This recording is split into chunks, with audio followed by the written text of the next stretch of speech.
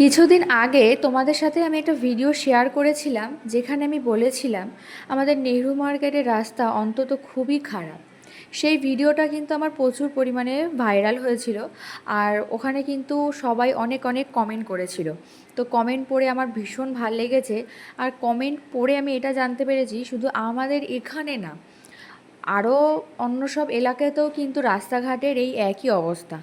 তো জানি না আমাদের এখানে রাস্তাটা কবে ঠিক হবে, আদৌ ঠিক হবে কি না তাও বলতে পারছি না। তো আজকে ছেলেকে স্কুলে দিতে গিয়ে আমার একটা জিনিস যেটা ভালো লাগলো সেটাই তোমাদের সাথে শেয়ার করছি। দেখো, আমরা থাকি হচ্ছে শ্যামনগর প্রভাতী সংঘ ক্লাব, সেই মাঠের রাস্তাটার সামনে দেখো, এই যে রাস্তাটা দেখতে পাচ্ছ না, এই রাস্তাটা কিন্তু আগে পিচের রাস্তাই ছিল, একটু ভাঙাচোরা ছিল। সেটাকে দেখছি কি সুন্দর ভেঙে দিয়ে অনেকটা কিন্তু উঁচু করেছে, দেখে খুব ভালো লাগলো। আর আদর্শপাড়া যে জায়গাটা আছে, সেই রাস্তাটাও কিন্তু আরও খারাপ ছিল, সেই রাস্তাটাও দেখি সুন্দর ঠিক করছে। দেখো কতটা বড় আর কতটা চওড়া হয়েছে, মানে এই রাস্তা দিয়ে হাঁটতেও ভালো লাগছে।